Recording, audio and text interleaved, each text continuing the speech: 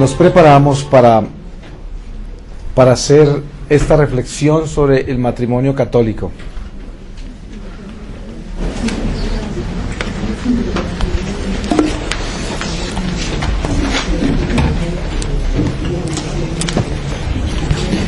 Voy a pedirle al Señor su santa palabra para que en esta palabra vivamos esta reflexión. Les voy a leer sobre 1 Corintios 9:24, exhortación a asegurar la salvación.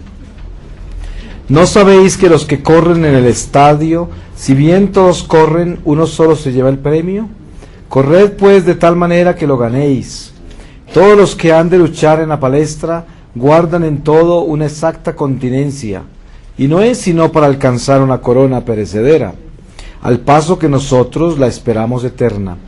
Así que yo voy corriendo, no como quien corre la aventura, peleo, no como quien tira golpes al aire, sino que castigo mi cuerpo y lo esclavizo, no sea que habiendo predicado a los otros, venga yo a ser reprobado.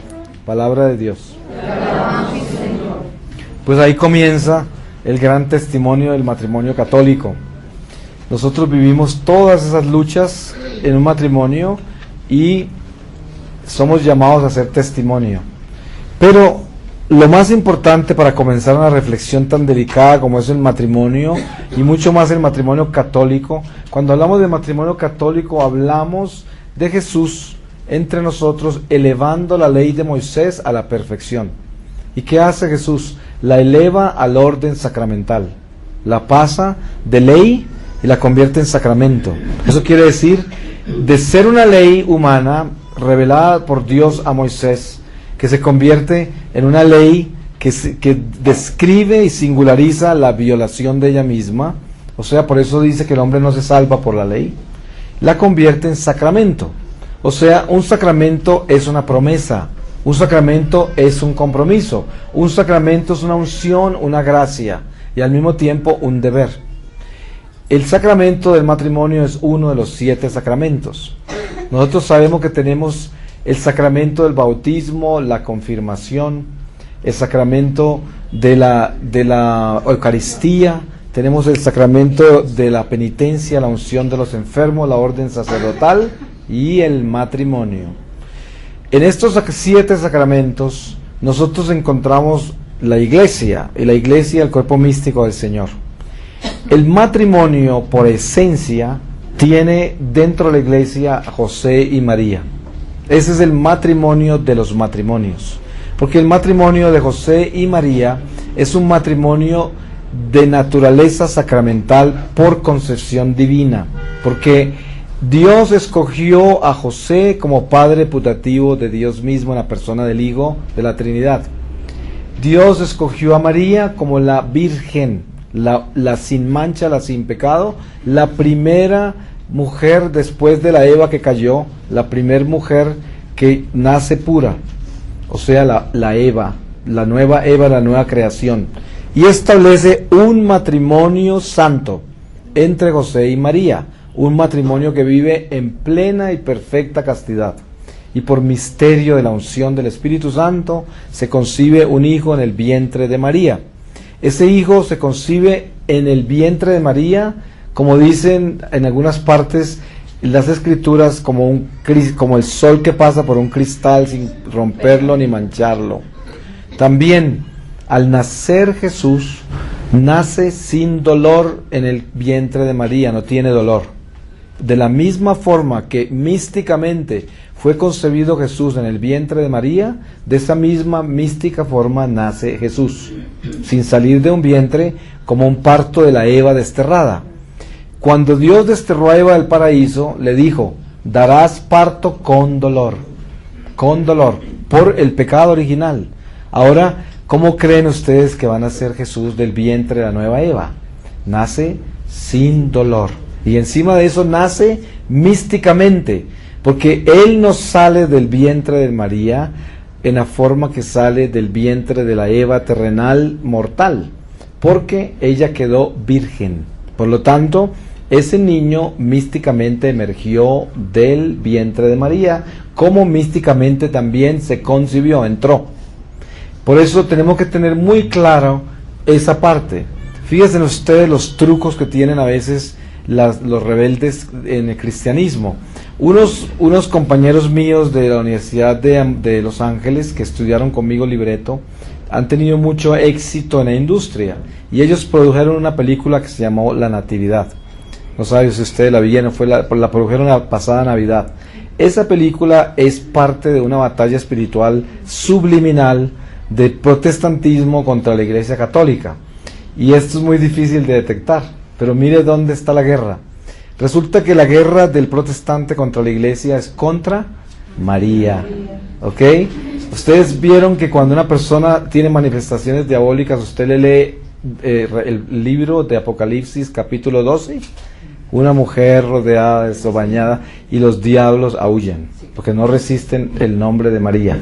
Entonces, con esto no quiero decir que los protestantes son satánicos, no, porque esa es gente muy buena, son de Cristo, es la misma iglesia, una iglesia que tiene ese tipo de errores, rebelión y herejías, pero de todas maneras son de Cristo. Pero a lo que yo voy es a esto.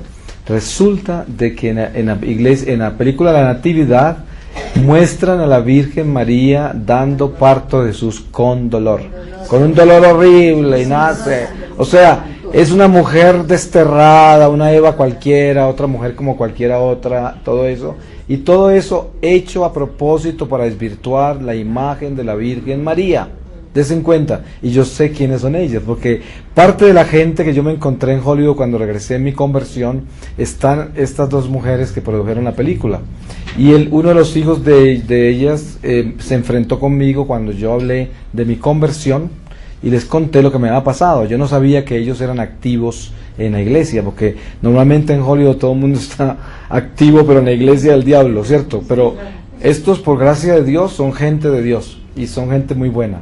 Hicieron una película muy linda y produjo y trajo muchas bendiciones, porque la película no es mala, la película es buenísima, pero fíjese que había un aspecto en ella que lleva ese jueguito que hay ahí, que es el pecado de la iglesia en la reforma, que es culpa de todos nosotros, porque la reforma es culpa de la misma iglesia, y por eso Dios permitió que estemos separados en esa forma. Eso un día va a acabar, porque un día la iglesia se vuelve a unir, pero entre tanto tenemos ese problema. Es como en las familias nuestras, a veces hay 10 hijos, y de pronto hay 2 que están furiosos con los papás y hicieron toldo aparte y ni le hablan a los hermanos. Y cuando les hablan, le hablan de los errores de la mamá, por ejemplo, ¿no?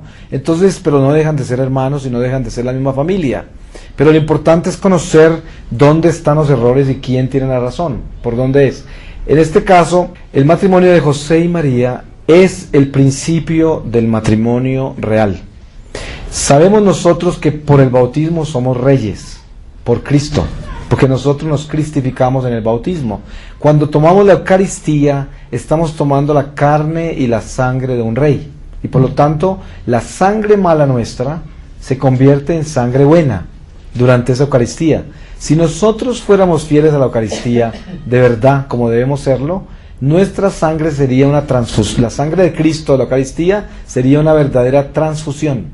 Por eso los santos dejan cuerpos incorruptos, porque la sangre de ellos se volvió la sangre de Cristo, y por lo tanto el cuerpo no se descompuso, porque se purificó. Un cuerpo incorrupto se volvió puro. Entonces, esa es la prueba de la Eucaristía. La Eucaristía purifica lo impuro. Y entre más comulgamos en fe, con esa conversión verdadera y esa cristificación verdadera, más nos va cambiando la sangre mala por la sangre buena, la Eucaristía. Y la persona empieza a vivir una transparencia en su humanidad. Su humanidad se vuelve transparente. ¿Qué quiero decir con eso? Cuando se habla en el Evangelio, confesad los pecados los unos a los otros, que eso se puede prestar para malas interpretaciones, porque de repente en la Reforma se dice, si ve que el Señor dice que se confiesen los pecados, no necesitan sacerdotes, pero resulta que en otra parte dice, Jesús, al aparecer después de resucitar, le aparece a los apóstoles por dentro de una puerta cerrada, entra y les dice, les doy el poder de perdonar pecados o retenerlos, y se lo dio solo a los apóstoles, o sea que se necesita el intermediario para el sacramento. Pero a lo que voy yo es al sentido de esa cristificación con la Eucaristía.